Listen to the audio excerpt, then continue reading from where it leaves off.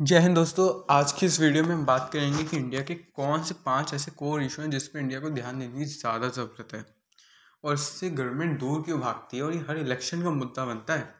ये ऐसे 5 टॉपिक हैं और इसमें से एक ऐसा टॉपिक होगा जो इस बार पहली बार इलेक्शन में मुद्दा बन सकता है। पहले देख लीजिए वो कौन से 5 टॉपिक हैं। सबसे पहला इन्फ्लेशन। इन्फ्लेशन हर बार का इलेक्शन के लिए एक टॉपिक रहा है, एक एलिमेंट रहा है पोजीशन के लिए, चाहे वो अपोजिशन में कोई भी बीजेपी हो या कांग्रेस, उससे कोई फ़र्क नहीं पड़ता। और गवर्नमेंट इन्फ्लेशन का नाम लेके इलेक्शन लड़ती है। अनएम्प्लॉयमेंट, ये भी एक बहुत ही फेमस मुद्दा रहा है इलेक्शन के टाइम पे। क्राइम रेट, ये भी बहुत फेमस रहा है। अडानी रिपोर्ट इस बार हो सकता है 2024 के इलेक्शन में खूब फेमस हो और खूब ज़्यादा ट्रेंड पे रहे और अपोजिशन इसका यूज़ बहुत अच्छी तरीके से करे। और इंडिया चाइना बॉर्डर, ये मेजॉरिटी ऑफ इलेक्शंस पे तो नहीं रहा, लेकिन हाँ एक दो इलेक्शंस में आप कह सकते हैं, जैसे 2014 के आसपास का, तब ये मुद्दे पर रहा था। अब 5 टॉपिक्स हैं, इन 5 टॉपिक से गवर्नमेंट चाहे कोई भी हो, कांग्रेस हो या बीजेपी है, वो दोनों ही दूर भागते हैं। सबसे पहले देख लेते हैं कि इन्फ्लेशन का हाल क्या है अभी। इन्फ्लेशन इस समय जो है वो बढ़ गई है। कितनी बढ़ी है? 6.52% हो गई है 5.72% से। यानी दिसंबर में थी हमारी इन्फ्लेशन रेट जो थी वो 5.72% थी और अब जो जनवरी में इन्फ्लेशन रेट है वो है 6.52%। और जो आरबीआई की जो लिमिट थी कि इन्फ्लेशन को उसके आगे नहीं बढ़ने देना है, वो थी 6%। यानी वो लिमिट तो अब ये क्रॉस कर चुकी है। तो हो सकता है गवर्नमेंट आने वाले टाइम पे या अभी कोई स्टेप ले, उसका मैं बता नहीं सकता कौन से स्टेप्स लिए जाएंगे, क्या क्यों बढ़ रही है, ये सब मुझे नहीं पता है। मैंने तो बस बता दिया कि इन्फ्लेशन कितना है और क्या हाल है इसका। दूसरा है अनएम्प्लॉयमेंट।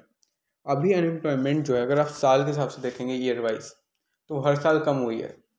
लेकिन अगर आप मंथली देखेंगे तो अभी जो अनएम्प्लॉयमेंट है वो अर्बन एरियाज़ में तो हो गई है 10.9%, 8.96 से। यानी अब 10% अनएम्प्लॉयड लोग हैं अर्बन एरियाज़ में। और अगर आप रूरल एरिया में देखेंगे तो वो डिक्रीज़ हुई है। चलिए, रूरल एरिया में जो है हमारी एम्प्लॉयमेंट रेट डिक्रीज़ हुई है, लेकिन ज़्यादा डिक्रीज़ नहीं हुई है, बहुत ही कम पॉइंट्स में डिक्रीज़ हुई है जो भी। और अगर आप ईयरली इसका देखेंगे तो फिर ईयरली हमारे जो अनएम्प्लॉयमेंट रेट है वो डिक्रीज़ हो रही है, लेकिन वो पॉइंट्स में हो रही है, लेकिन चलो हो रही है। तीसरा देखेंगे तो आप क्राइम में अगर हम देखें, इंडिया में सबसे ज़्यादा क्राइम क्या होता है? रेप के केसेस हैं। ये 2005 से लेकर 2021 तक का पूरा डेटा है।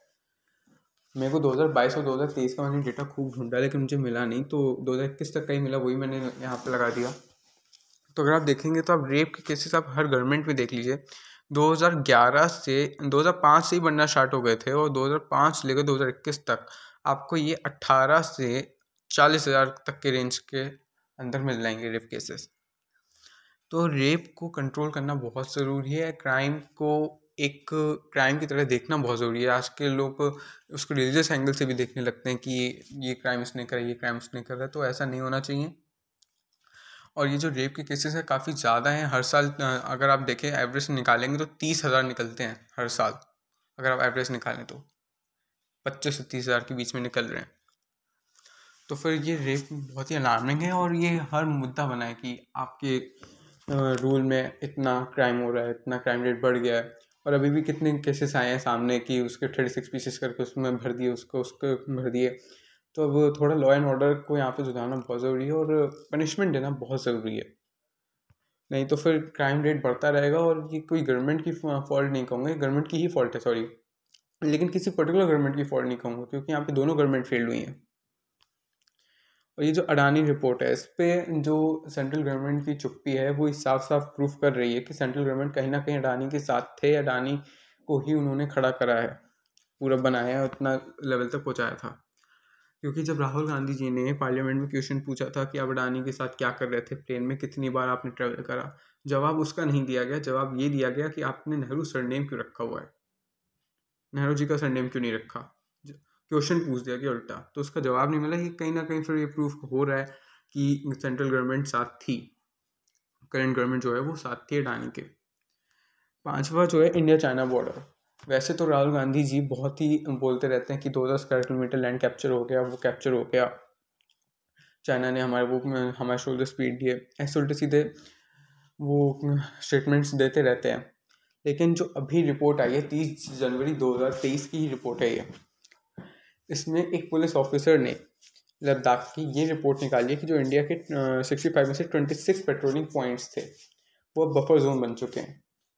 देखिए, बफर जोन बनना और कैप्चर होने में फ़र्क होता है, लेकिन अगर आप इंडिया के लैंड को ही बफर जोन बना दें तो एक तरीके से हमने उसका एक्सेस खो दिया है, फिर वो एक तरीके से चाइना के अंदर ही चली गई है। तो फिर जो ये सिचुएशन है यहाँ पे देखना होगा। अब ये मुझे पता नहीं कि रिपोर्ट 100% ट्रू है या नहीं। कुछ सोर्सेस ये भी कहते हैं कि रिपोर्ट मोदी जी और अमित शाह को भी दी गई है, उन्होंने इस मीटिंग में ये रिपोर्ट पूरी पढ़ी और देखी। अब जो भी है इसको क्लैरिफाई करना बहुत ज़रूरी है, क्योंकि ऐसे अगर ये एक फेक रूमर है और एक फेक रिपोर्ट है तो फिर ये कंट्री के सिक्योरिटी के लिए नहीं, क्योंकि ये रिपोर्ट काफ़ी फेमस हुई थी। द हिंदूज ने रिपोर्ट निकाली है और काफ़ी इंडियन मीडिया ने भी इसको कवर किया था। तो अब ये ऐसे 5 टॉपिक्स हैं जिनमें हमारी करंट गवर्नमेंट, और चाहे आप कोई सी भी गवर्नमेंट ले लीजिए, ज़्यादा काम नहीं दी, ज़्यादा ध्यान नहीं देती है।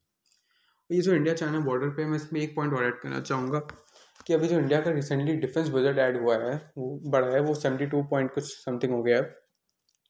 वो इनफ नहीं है अगर इंडिया को चाइना के साथ टोटली कॉम्पिटिट करना है, पूरे लेवल पे आना है in military comparison, I am saying.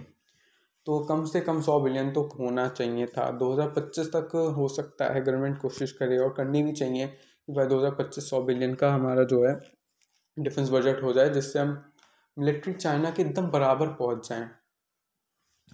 हमको उनके पीछे नहीं रहना, कम से कम बराबर तो आएँ, जिससे हमको कम से कम एक नेशनल सिक्योरिटी का जो डर है अभी तक थ्रेट बना हुआ है चाइना, वो थ्रेट नज़र नहीं आएगा। बाकी जो भी और वीडियोस पे आप डिमांड करेंगे, मैं उन वीडियोस पे पूरी इन्फॉर्मेशन गैदर करके बना दूंगा। तब तक के लिए जय हिंद।